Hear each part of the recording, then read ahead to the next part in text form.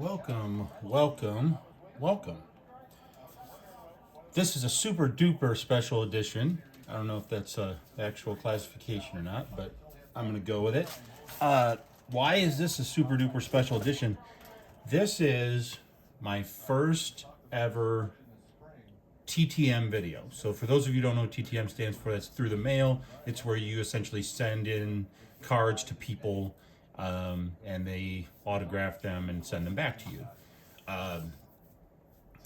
It's actually been a lot of fun. I would say it's actually more fun than opening new cards, but I'm going to try to make this video short enough where at the end I'm going to open some new cards too. So this is like a 3-part video here, but so I'm going to walk you through the process. Since this was my first TTM experience, I was learning as I went, so you're going to see some mistakes I made and some all that kind of stuff. But the first step for TTM is figuring out what cards you want to send. Now for me, I did it totally random. So you'll see out here on this is actually a computer screen, but you'll see that I randomly selected 20 cards from my collection. And I'm not going to go into detail on how that random selection worked, but essentially it was a random selection from my PC as well as my sort of overflow of what I've now called my TTM collection, which is just base non-rookie cards that you end up with as you collect cards. So I'm going to walk you through each of these cards that were selected of the first 20 to be sent out for TTM. So we have a 1988 Topps Thad Bosley, a 1988 Topps Steve Ontiveros, a 1989 Topps Juan Augusto, a 1989 Fleer J. Tibbs, a score, what was this one now? I gotta remember what year that was. I want to say it's low 90s. It would have been a 1991 Score All-Star of Ozzie Guillen. We have a 1991 Action Pact of Roger Craig. This is I want to say 1990. This is a 1990 Score hockey card of Craig Wolanin. Here is a 2025 Topps Holiday rookie of Nick York. We have a 1988 Topps Dave Meads and a 2025 All-Star insert of Clayton Kershaw. And then our second row here, I have a no-hit club insert of Corey Kluber, a 1989 Fleer prospect of Jim Corsi and Bob Milacki, a 1990 score of Jeff Pico, I want to say that's a 1990, 1990 and 1989 look very much the same in Upper Deck, but 1990 star rookie of Scott Coolbaugh. This is a 1986 Sportflix rookie of Dale Sveum of the Brewers. A 2025 Prism of Bubba Chandler. This is a Leaf insert. What was the year on this one? This one is a... it's on the next page. This is a 2021 Leaf Ultimate Young Stars insert, and it is numbered 11 of 25 of Bobby Witt Jr.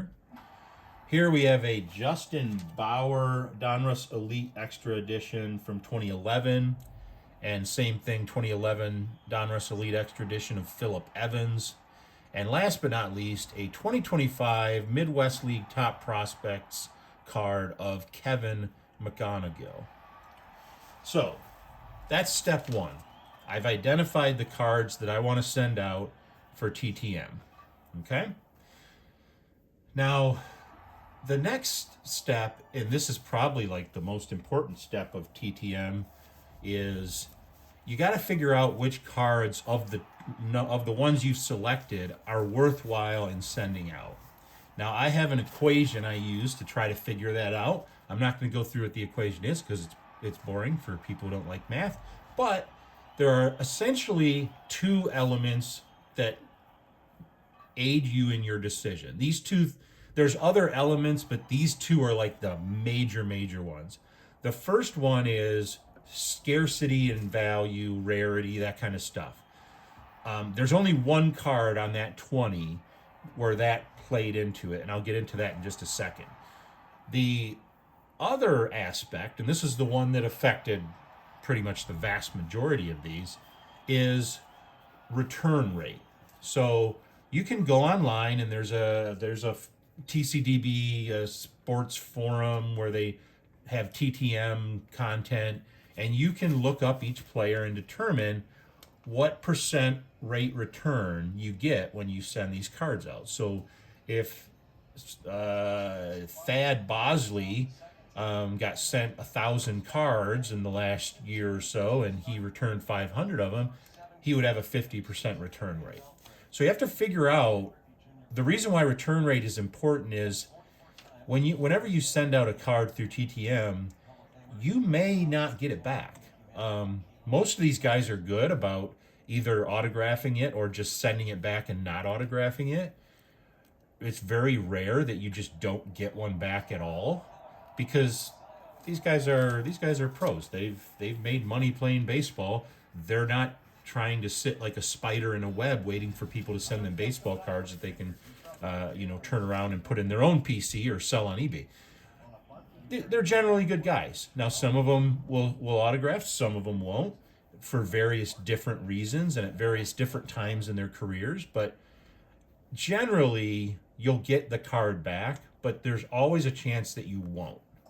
So, for me, at least for the first TTM project I did, if I pretty much knew based on the data that it was less than 30% chance that they were going to autograph it, I didn't bother sending it.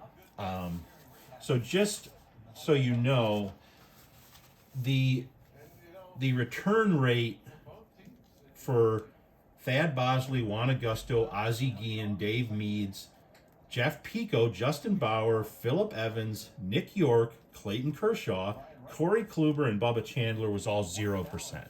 In other words, everybody that has sent them something, nobody's gotten anything autographed back. Now, some of these guys, it depends on the time frame. So, for example, Clayton Kershaw was autographing cards that were sent to him right up until about 2017, and then he stopped. Bubba Chandler was autographing cards and sending them back up until about 2023. So the two guys that were low percentage wise, and the other guy I didn't mention was Jay Tibbs. He was in that 30 to 49% range, and I just didn't feel like it was worth it to send it to him, so I didn't bother sending that one. The two that I did send was Steve Ontiveros. That one has an asterisk because he's actually only 40%, but I looked up the wrong Steve Ontiveros. I didn't figure there were two Steve Ontiveroses. So we'll get into that when I go through what I've got back in the mail. But I probably wouldn't have sent it to the other Steve Ontiveros because the actual one that is of that card, and again, I can zoom in here, this Steve Ontiveros is only about 40% return rate. So I probably wouldn't have sent that in if I would have known that. But the other Steve Ontiveros is actually very good about TTM stuff. And then Craig Lannon, he was the one that I wasn't quite sure of. He's somewhere in the 50 to 59% return rate. So I thought, well, that's okay. And plus I have like two of those cards, and they're not that valuable, so why not? If they don't get autographed, they don't get autographed, whatever. Now, the two cards that I didn't talk about was Kevin McGonigal, his 2025 top prospect card. I didn't have information on him. Matter of fact, I think you still can't get information on him because he's so new and he bounces around in the minors from level to level. It's hard to know where to even send a card to him. And there just isn't a lot of data on the website. So I didn't send this one, not because I thought this was a super valuable card, which it isn't. It's just a minor league top prospect card. It's I didn't have anywhere to send it. So sometimes you're not going to have anywhere to send it.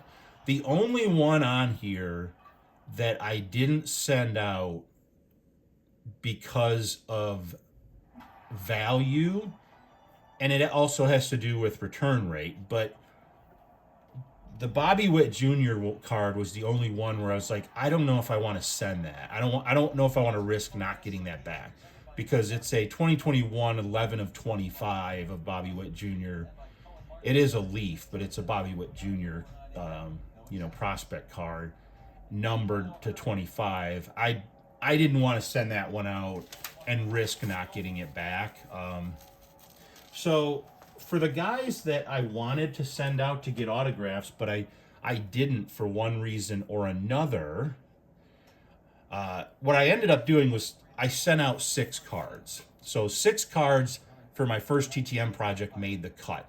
And those cards, and we already talked about Steve Ontiveros, this was not him, but we'll talk about that in a minute. Also, where's my handy dandy cheat sheet here? Well, I'll get a handy dandy cheat sheet.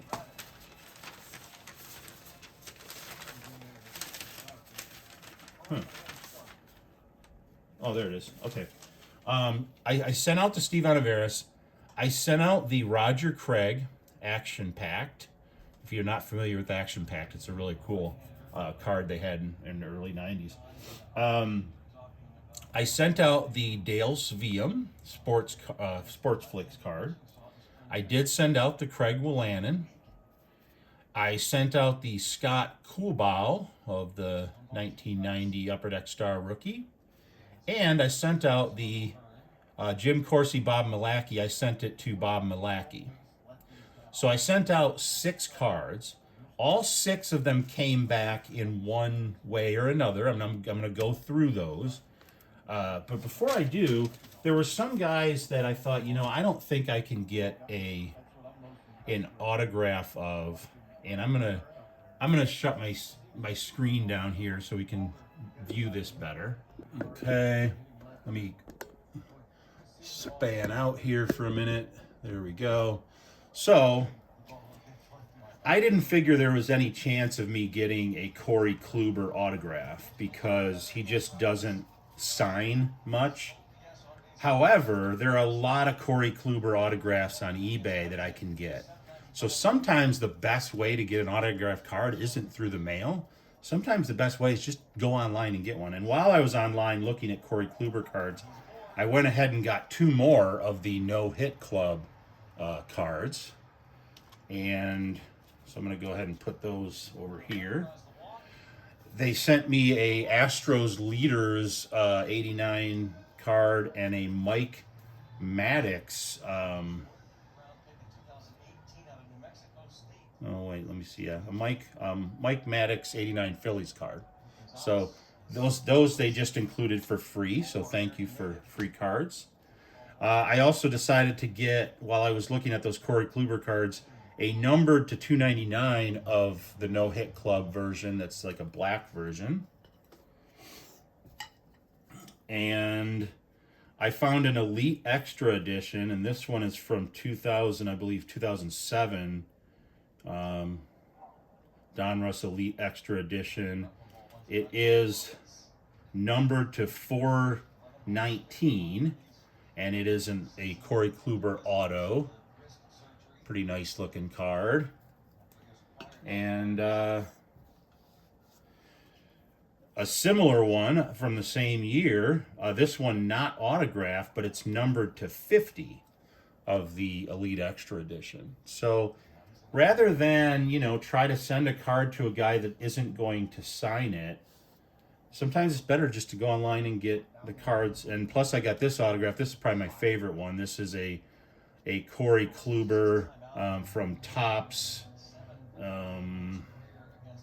2015 Topps Supreme. I don't think they make that set anymore, but this is numbered 11 of 50, and it is an auto. And I'm assuming Topps Supreme was like a really expensive luxury set because the card's really nice looking. So I went ahead and got my Corey Kluber autographs by using my pocketbook rather than mail. Same thing with Bobby Witt Jr. Now this one is a little harder because Bobby Witt Jr. is a lot more popular than Corey Kluber, so it's hard to get autographed and numbered stuff of Bobby Witt Jr. For a decent price. So if I can get this tape off my finger. But I did find a Onyx Premium, really nice looking card. It is a prospect era card for Bobby Witt Jr. It's from 2021, which was the same year as that Leaf Young Stars that I was going to send. And it is numbered 7 of 25, so it's another card that was numbered to 25, and it is already autographed. And I got a decent price on it. So you get a numbered card, prospect era, Bobby Witt Jr., and I don't have to worry about my card not making it back to me or whatever. So anyway, that's that. So what did I get back?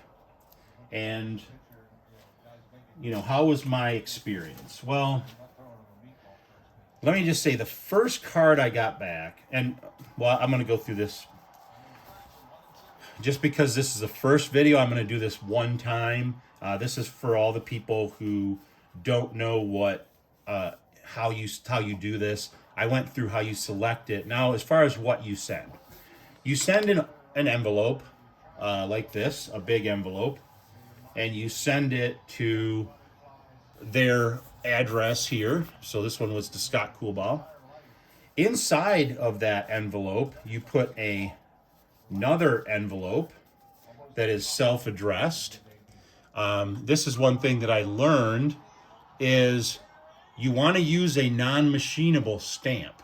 This is a special stamp for non-machinable. And I actually bought a ink stamp that said do not crush, bend, or fold. I also have one that says non-machinable. So when I send mine out, it says do not crush and fold, do not bend.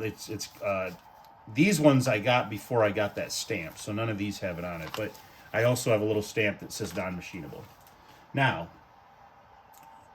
in addition to that big envelope and this little envelope that you self-address, you have to have some way of protecting the card. And I use a method that I saw other people online do where they have a cardboard like this, and then on the inside they put a little like image holders. I'll show you it when I show you this card.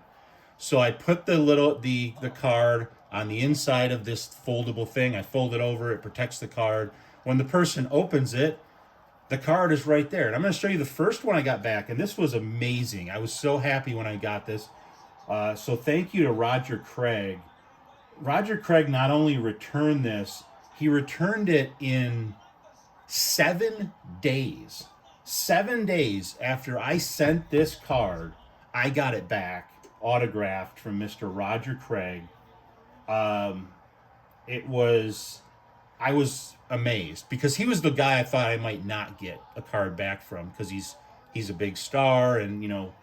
So I'm going to show you what it looks like. This is what I got back from Roger Craig. Now, these are the image holder things. So when you open this up, there's the card. You autograph it. You fold it back over. You put it in the self-addressed stamp envelope. Boom, it's gone. The self-addressed stamp envelope, all they got to do is slide this in, and they send it back. Now, I sent Roger Craig the card, this action-packed card, and I'm going to actually take it out now that I'm doing the video. I'm going to take it out of the out of the cardboard thingamagadget here. Okay. Now, I will say that Roger Craig, for some reason, when he autographs cards, he likes to write a lot more than just his autograph. So it says Roger Craig, number 33, LA, it looks like Raiders. Um, if you look at other autographed cards of Roger Craig, it's pretty much the same thing. He puts his name, his number, and what team he was on, and he just that's just how he autographs cards. So it doesn't look great. Now what I did is I actually sent him a pen. I want to say it was like a gold pen, as well as the card, the self-addressed stamp envelope, and I sent him $15. Now he didn't use the pen I sent him. He used looks like a black Sharpie. But still, even though the autograph isn't the greatest, it's hard to see because he wrote in black. That's why I sent him the pen, is because I wanted, the main reason I sent him the pen wasn't because I wanted a certain color autographed. It was that if you've never seen these 1981 action pack cards, they're 3D. And I was worried that a standard marker might not be able to write on the 3D cards. So I got a marker that was a little bit better for that. And I'm going to talk about that again when I get into one of the other cards. But thank you, Roger Craig. I know you're not watching, but maybe someday. Thank you for being my first ever TTM autograph.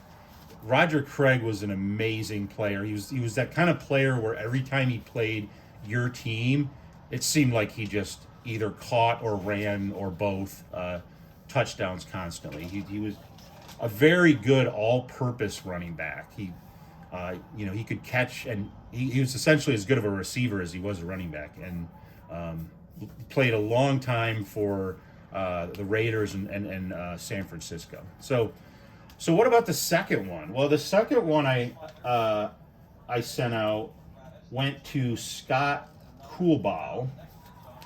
But before I get into that one, what was the second one I got back? I'll go with the second one I got back. We'll talk about Scott Coolbaugh in a minute here.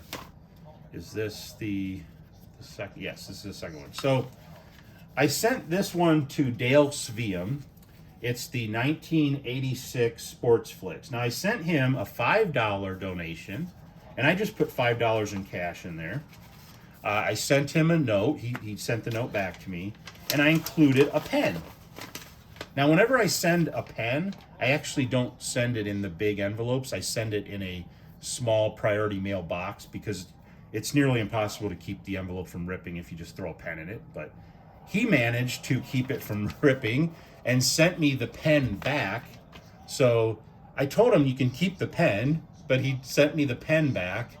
I'm surprised it didn't need extra shipping or whatever. So I got my pen back, and the note that he sent back, this was the note I sent him, but he sent me the $5 back too. So here's the $5 that I sent him. Apparently he doesn't need my money. So he sent me the $5 back, and he sent me my note back. And I sent him a letter on this it was Christmas time, which is another reason I was so amazed that Roger Craig sent me that card in 7 days. This was over the holidays. I mean, I'm sure people have other stuff to do over the holidays, but I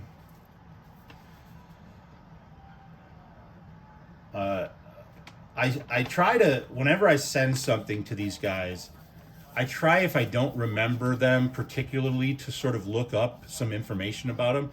Essentially, in the letter, I want to say something, meaningful, something that, so that they don't think I'm just here's $5, sign 5 cards, send them back to me.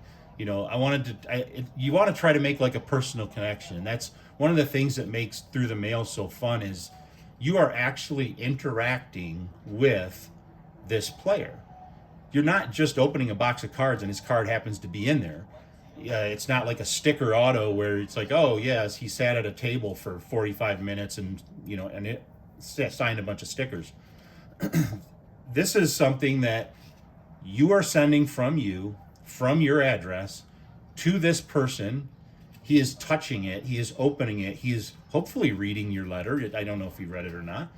And, he's autographing it. Now, the reason I sent him the pen was that if you don't understand SportsFlix cards, SportsFlix cards have a surface that is very, almost like if you run kind of like the best way I can describe it is, think of running your finger along a record, like an actual big LP record, how you can sort of feel the ridges. Well, this is the same thing. It's not a smooth surface. So I found that this type of pen, which was kind of an expensive pen, would work best for this. So I sent him the pen so that he wouldn't use a Sharpie and end up, having it not work. And he did sign it. It's hard to see because of the nature of the image, but he did sign it, and he actually signed it again on the bottom part. So he sent me the pen and the money back. So thank you to Mr. Zviam, or I think I'm saying it right. I don't know if I am or not, but very generous of him to do that. And I'm going to take the card out. So it's hard to see the autograph on the card. I guess the best way you can see it is when you turn it so the face, but SportsFlix, that's what a SportsFlix card is. Face, hitting, follow through. Hitting, face, hitting, follow through. But so it is autographed on the card. And so I was really happy about that. And I was like, oh man, that one came back in literally, what was it here? It came back in, well, there it is, 15 days. So 1 week after I sent these out, I got my Roger Craig back. A week later, I get a Dale Sveum back. And he sends me my $5 back and my pen. Okay. So next up was Steve Ontiveros. Now this one is kind of embarrassing. Let me see, is this it? Yeah, so I get the card back. I sent Steve Ontiveros a 1988 Topps, and I sent him a $10 donation. And I got it back in my envelope. And the note, he returned the note that I wrote to him, and it says, "I'm not this Steve." So I played with the Giants and Cubs. So I just thought that was hilarious. I'm not this Steve. He's a different Steve altogether. So he sent me the card back, and I think he sent me the $10 back too.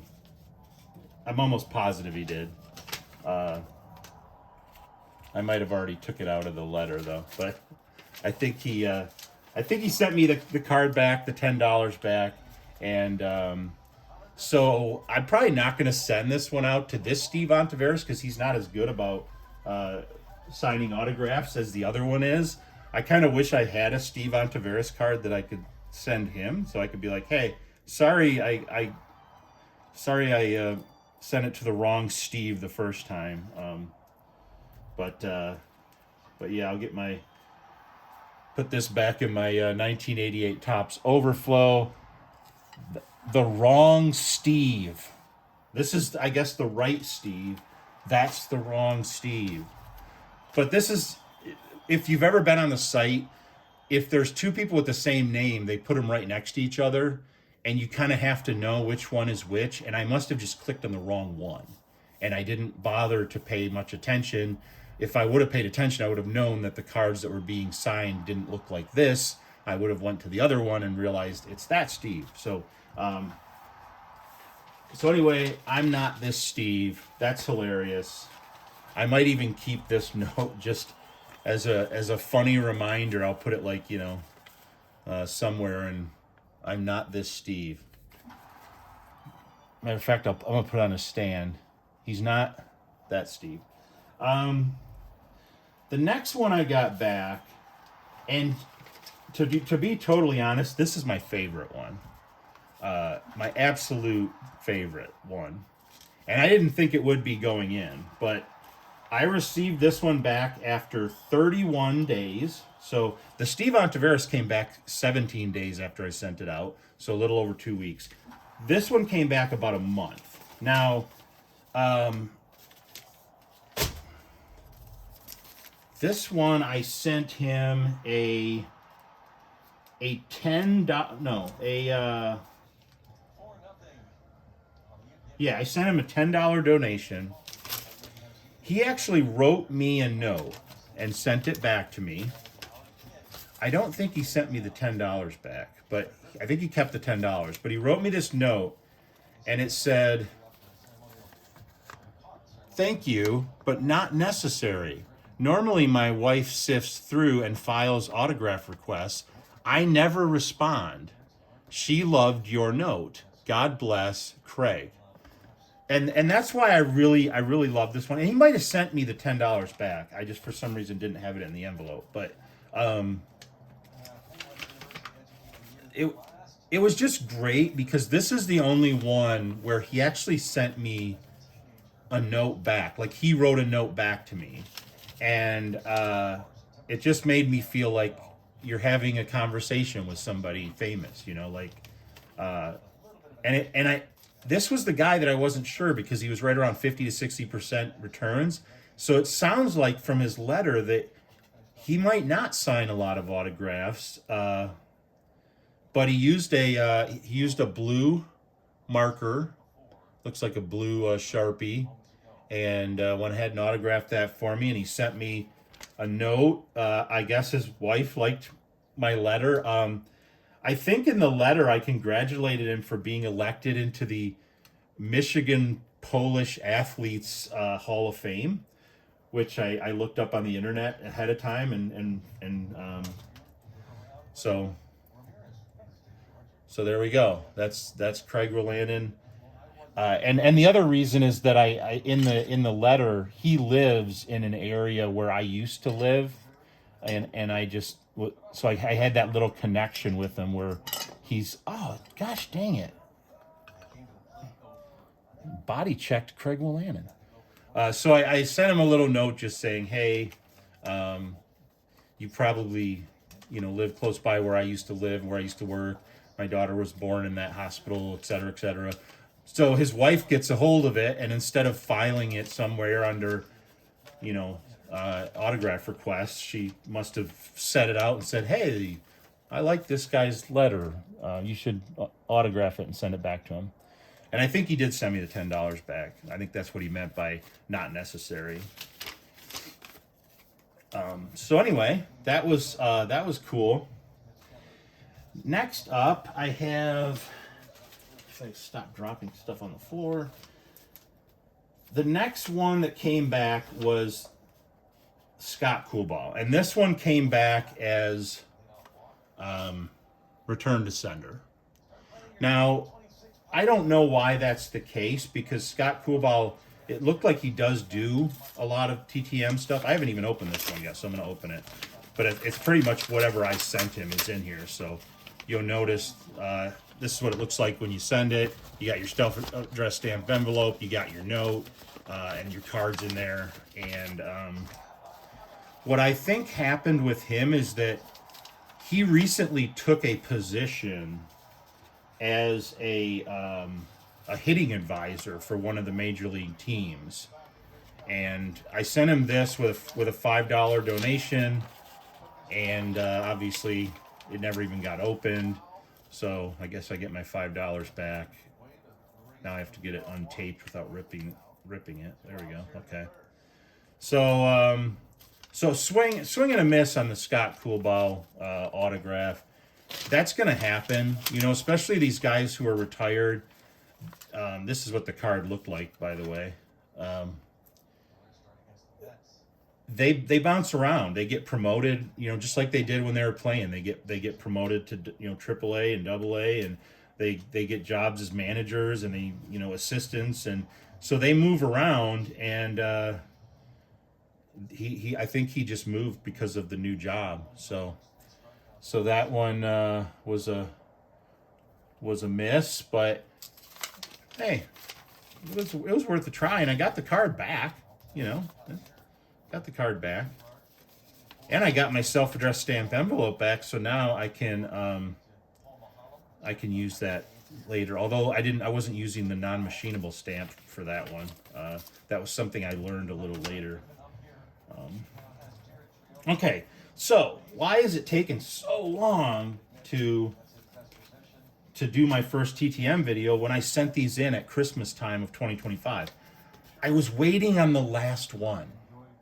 The last one was Bob Malacky. Bob Malacky was on the top prospects card. He was one of the guys. Now he sent it back to me. I had sent him a $10 donation and a note. He sent me the $10 back, and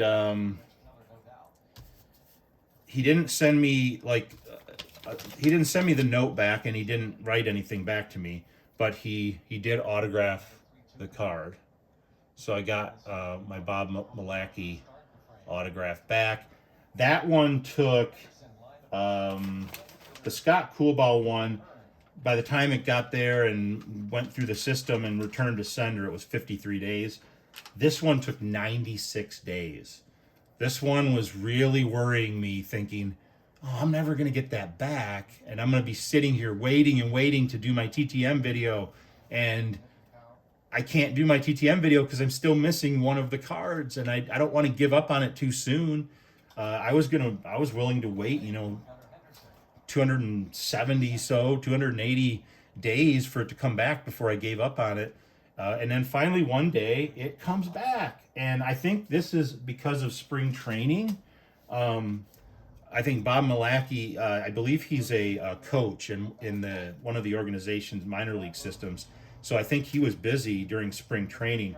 And that's another piece of information that I learned through the TTM process is the hardest time to get autographs from a busy perspective is spring training, because that's when all the different coaches at all the different levels are trying to figure everything out, and players are moving around, and they're going to spring training camp, they're going to the World Baseball Classic.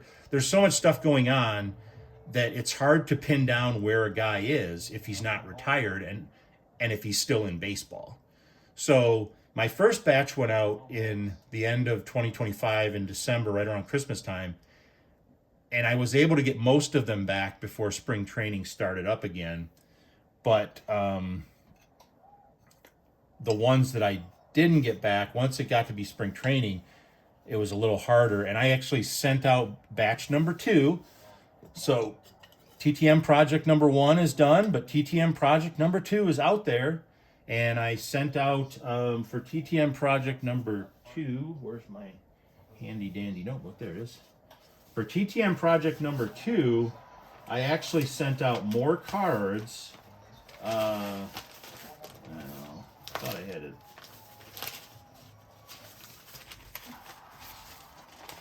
Well, we'll have to get to that in another video. But I did send out some cards for the second TTM project, and I've already got a couple of those back, but I'm still waiting on the rest of them.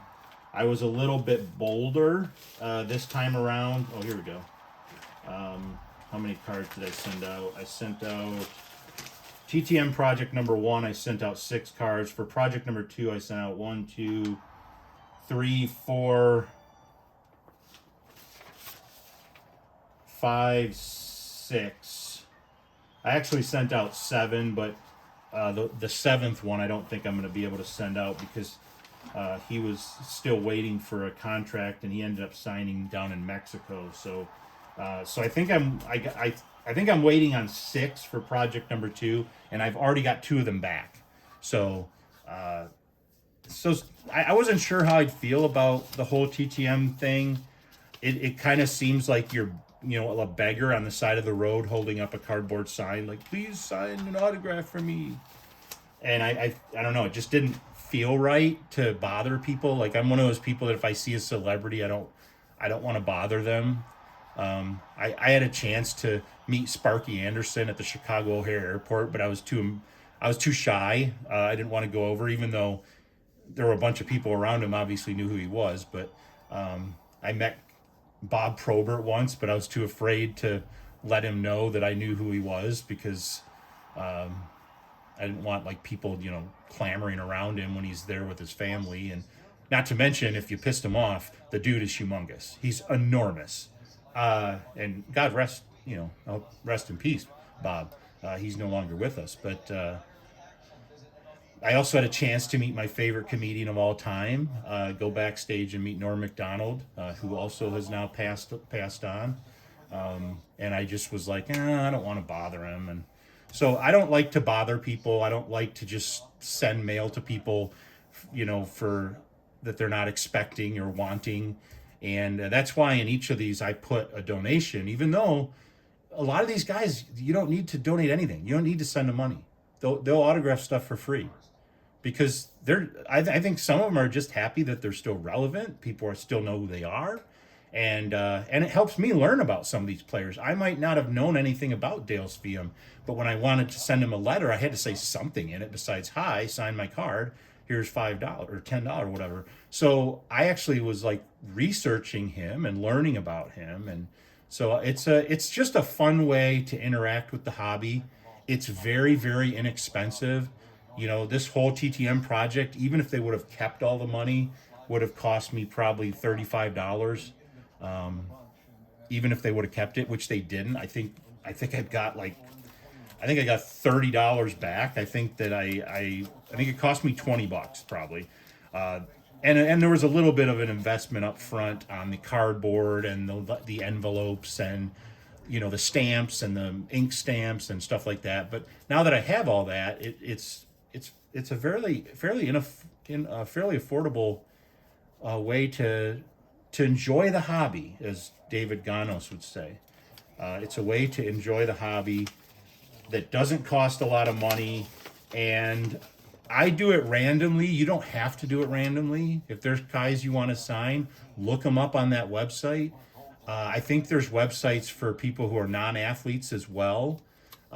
So if I ever decide to send out like some of the TV, cards or something like that, or movie cards, you can also send those out to different movie stars and stuff, and sometimes they'll send them back. But and if you don't think they're going to participate, if that's just not their cup of tea, go online, get an autograph of the guy. It's if you want to have their autograph, don't let them not participating in TTM keep you from getting their autograph. And some of these cards are very much worthless. I mean, a 1988 top Steve Ontiveros card, you'd be lucky if, you'd probably find it in a 25-cent or a 50-cent bin. So it's not like you're sending them stuff of, immense value. And when it comes back autographed, it's not much more valuable than it was in the beginning. A lot of these guys, the autograph doesn't really add something to the card. And just to finish up on this, and then we'll get into the next phase of this video. I got in a sort of mini argument. I won't say it's an argument. It was just I made a comment that was negative. Sorry, Dave Giles. But there were guys that were really going off, talking about how having players sign cards makes the cards valueless in their opinion. And that's completely absurd. What some people have gotten, now that they've gotten into this hobby and the hobby has changed, they look at getting autographs this way or going to card shows and getting autographs as cheating. You're cheating the system because you're supposed to buy, a case of hobby boxes to get an autograph. You're supposed to buy a $800 box of cards that guarantees you 3 autographs. If you can get an autograph without buying that box of cards, you've sort of circumvented the system. And they don't like that. Breakers don't like that. Resellers don't like that. They don't like that there's an avenue for you to get something you want without having to go through them and pay them money and make them, wealthy and successful. They want you to have to do it that way. So they were not a big fan of this. I totally disagree. I admit I was not 100% sure of it when I first started doing it. I just thought it would be a fun little exercise. And I foresee doing this long after I've stopped buying boxes of cards, which who knows when that's going to happen. But this is a very inexpensive way to interact with the hobby, and very affordable, and it's fun. And when I open my mailbox, do I get excited when I see a box and go, "Ooh, I know that's a box of cards I'd order"? Absolutely. I would say that I even get more excited when I see one of my self-addressed envelopes come back, because it means that I actually got a response back from these people. They touched the card, they put it in an envelope, they sent it back to you. You made some probably very, very, very minor impact on their day, hopefully a positive impact. And so look forward to another TTM video, TTM project number 2. And so far, like I said, I was going to send out 7. I think I sent out 6. I've gotten 2 back. It's TTM project number 2 is what taught me to be wary of the spring training time frame, because these ones went out just when spring training was starting. Some of them went to the spring training field. Some of them went to the because I did include some current players in the TTM project number 2. I didn't really do that with project number 1. So I'm not anticipating as much success with this one as I had with the first one.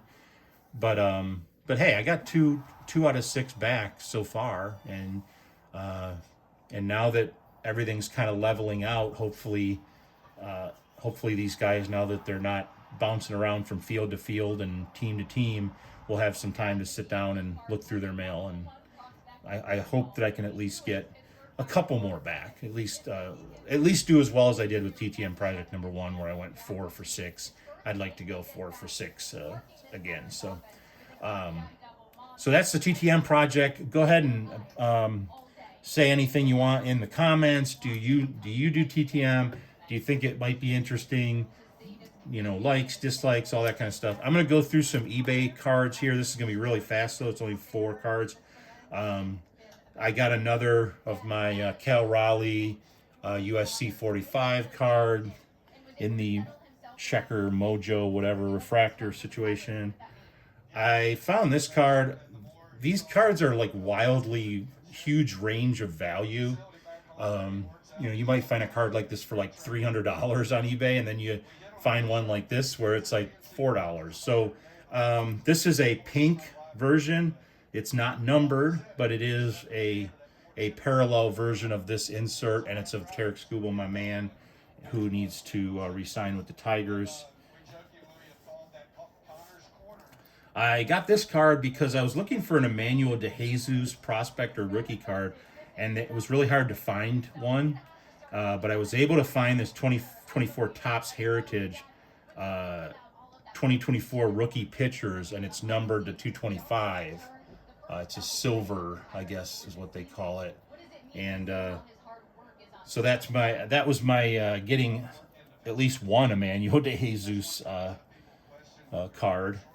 And then I got 2 more of these. I had 2 of these in my last video. I got 2 more of the Thomas Harrington first Bowmans from 2022, I believe it is, Bowman draft. And they are both refractors. So just adding to my my Thomas Harrington PC. So we'll go ahead and put those out here. And then, if you saw my video not too long ago, I opened a Leaf Vivid Hobby box. Excuse me. Oh, had to get a drink. And it was awesome. It was an awesome box. It got an A grade. Very few boxes get an A grade. So I said, you know what? I'm going to buy one more. Just one more. I'm cutting myself off. But this product was so good the first time I opened it. I had to get another one. I wasn't able to find it on eBay, but I bought it through Dave's, and they give you like an option of what free gift would you like when you check out. And I always choose the 5 random baseball cards. So pretty much she sends you 5 crappy cards. But here's a Daniel Schliemann rookie, a Javi Baez, and these are, it looks like Series 2 2025. What was Schliemann? Yeah, he was Series 2 also. And this one is Series 2 Casey Schmidt.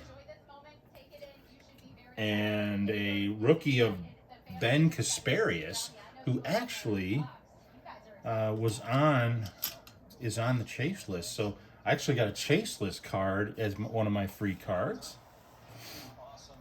And a Cutter Crawford, also from 2025 Series 2. Good deal. So let's see. I did order one other thing from Dave's that should be coming in the near future. Onyx, for those of you who might follow Onyx.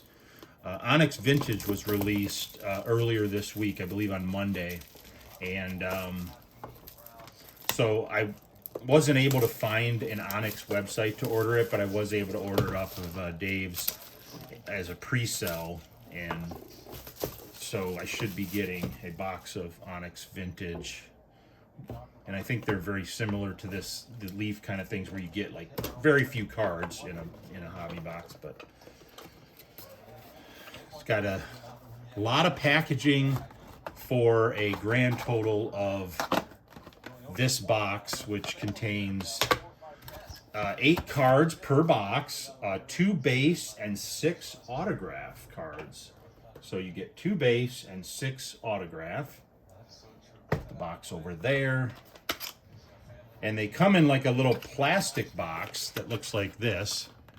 So it's like boxes within boxes within boxes. It's like Russian, what are those? Russian dolls or clowns or Fabergé eggs or whatever they are. You open a...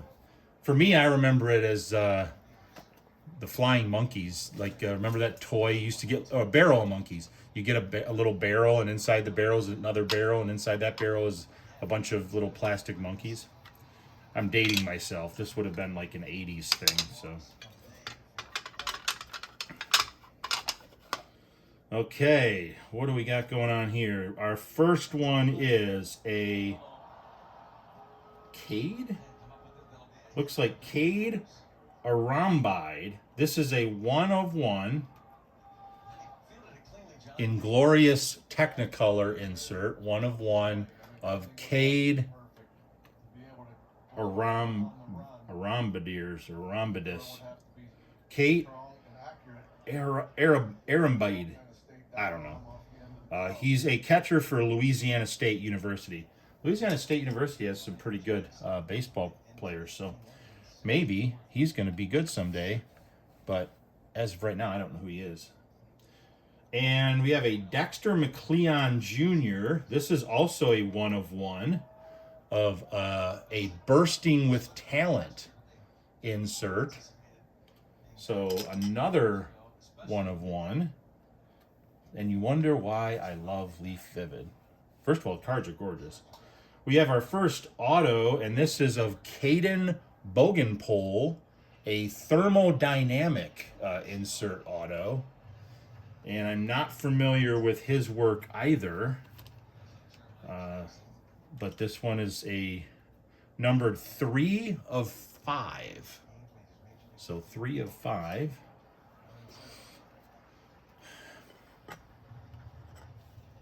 It's a cool looking insert though. Next up we have Steve Monster Malam. Yes, that is on the card. It is numbered 1/8. And it says Steve Monster Malam. Not sure who he is, but he apparently has a really cool nickname already going for him.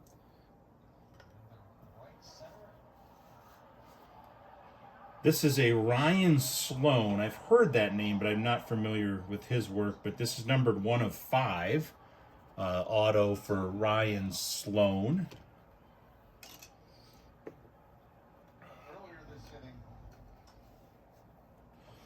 And another guy I've heard the name before, but I'm not familiar with, a Owen Hall. Nice auto, though. This is number 2/3. But he separates out Owen and Hall. Look, Nice auto. Boy, I'm not getting anybody that I know. The first that first box, the first card I pulled was a Connor Griffin, and now I'm pulling Steve Monster Milan. Here's a Moises Chance, and this is numbered 5 of 5. Moises, it's not Chance, Moises Chasse. I'm not sure who he is either, but it's another auto. That's the 5th auto. And our 6th auto is of Brandon Sproat. This is a Pure Imagination insert, Brandon Sproat, numbered 7 of 10. I've heard the name Brandon Sproat. This is an auto. I'm not familiar with him right off the top of my head.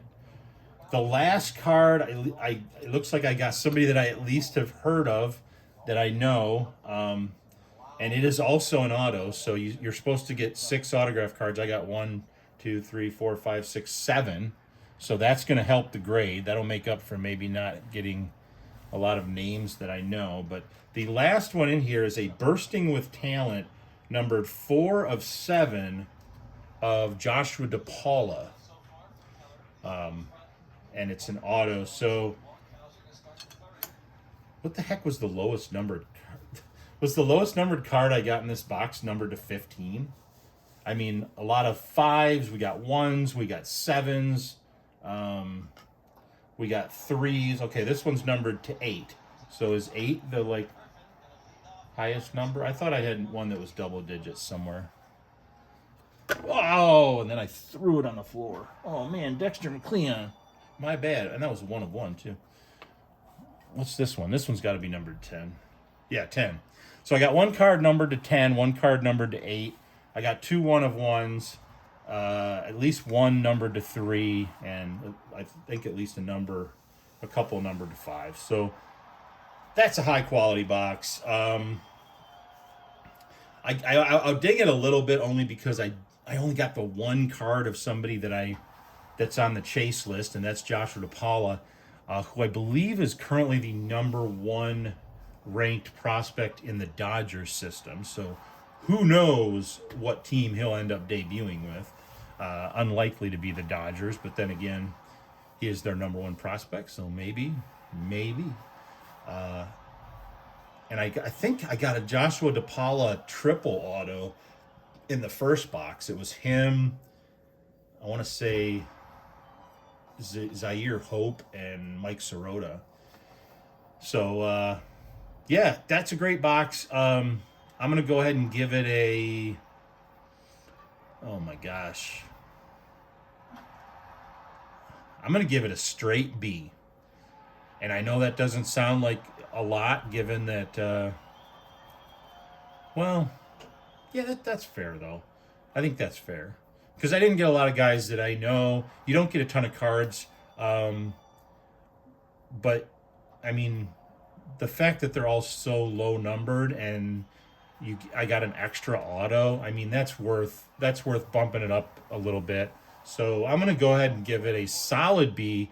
Not as good as the A grade box I got before, but that one was largely because I was able to land a Connor Griffin as well as a triple auto, and the dual triple quad autos are like, 2 to 3 hits per case kind of thing. So that was a pretty big deal. But yeah, a great product. I probably will buy some in the future. I don't have any plans right now to buy any. There's other stuff that I need money for, but I definitely wouldn't mind picking some of this up in the future.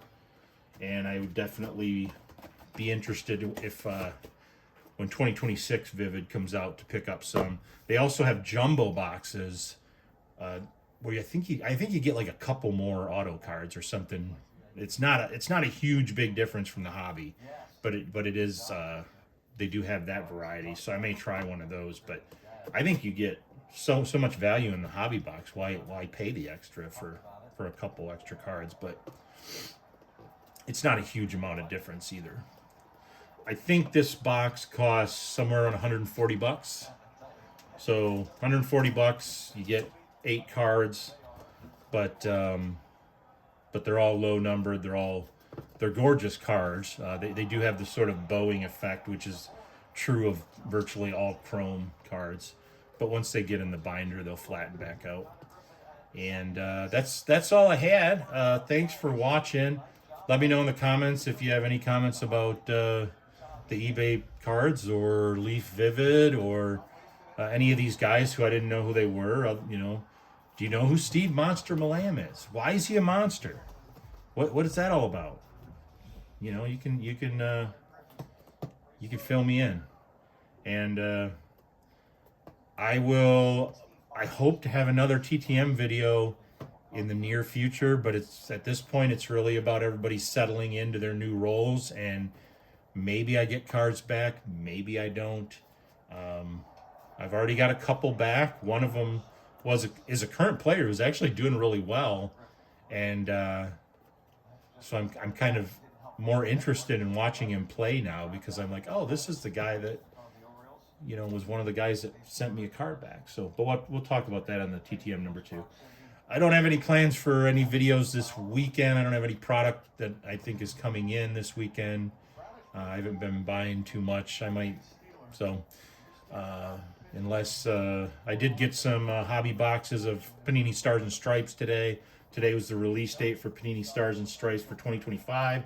It's the first year they're doing Panini Stars and Stripes as part of a Prism release for Panini, so that's interesting. That adds a little bit of flavor to this year's release.